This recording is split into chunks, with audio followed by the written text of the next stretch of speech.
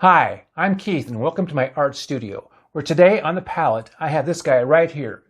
He's either a goblin or a troll. I don't know which one it is.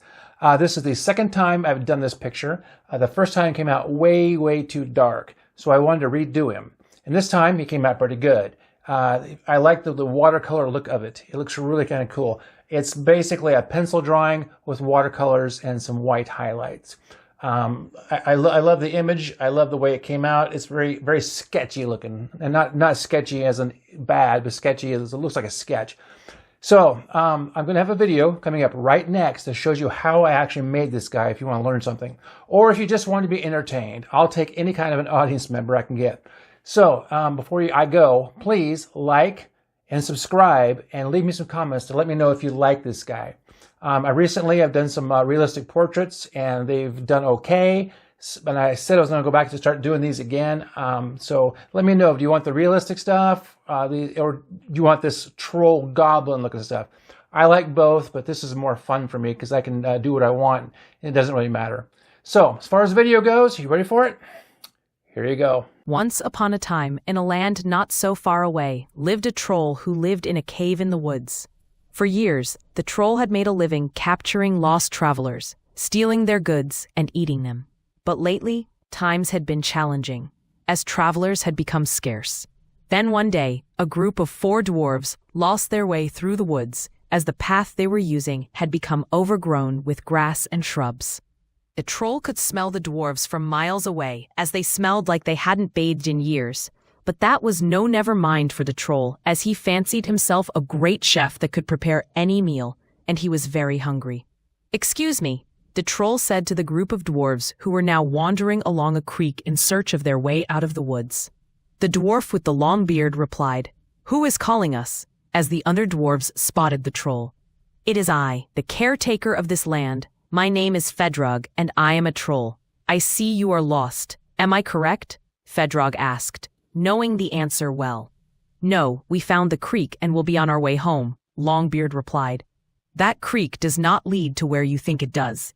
It leads to the land of the goblins, and they will not like you trespassing on their land." "How do you know this?" Longbeard asked. "You are on my property, as I have lived here most of my life. And I am aware of everything that goes on. Nothing gets past me. I knew of you the second you left your path." "I see," Longbeard replied. "If not by the creek, how should we proceed to get out of this forest?" Fedrog pulled a ledger from his pants, produced a pencil from behind his ear, and turned to the middle page of the document. "If you're asking for assistance, I do charge, you know. Information has value and a price, and you will pay." Frustrated, Longbeard asked, "How much?" "One of your band, that is my fee," Fedrog replied, awaiting an answer. "What do you mean, one of my band?" Longbeard asked in a slow, deliberate tone. "There are 4 of you, and I charge 25%. Does that not make sense to you?" "Are you saying one of us has to stay with you?" Longbeard asked. "That is correct. One of you must stay. The alternative is that you all die in an attempt to find your way home. This forest is dangerous, especially at night, and none of you will see the morning. So make your choice, and I will tell you what you want to know. Once we get our information, we will take back our friend and kill you," Longbeard said with a grin. "How does that sound?" "Do you think you're the first party that I have encountered here in the woods?" Fedrog asked, shaking his head. "I won't give you any information until after I run your friend through with my knife. Once I confirm he is dead, I will tell you what you need to know." "That's crap, and you know it," Longbeard replied. "I don't think you have an answer anyway." "You don't think I know something as basic as how to get out of the woods?" Fedrog answered with a belly laugh. "Fine, be on your way. I will collect your bones in the morning and whatever meat is left behind by whatever creature kills you. Makes me no never mind." Longbeard conversed with his companions for a while and turned back to Fedrog. "Will you take anything else for payment?" "I have everything I need except for a good meal."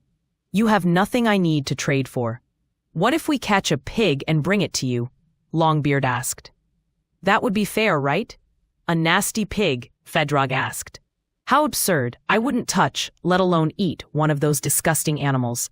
I do like bats, though, but they are tough to catch, and none of you are in any shape to catch one."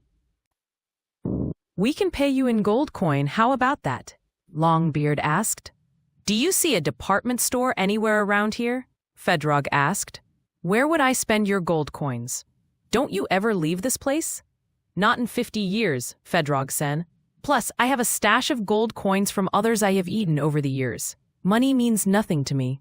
We will be on our way and take our chances with the goblins then. Maybe they take gold in trade. Maybe so, but I wouldn't bet on it. Fedrog replied. Be on your way and don't make a mess of it. This is my property and my home.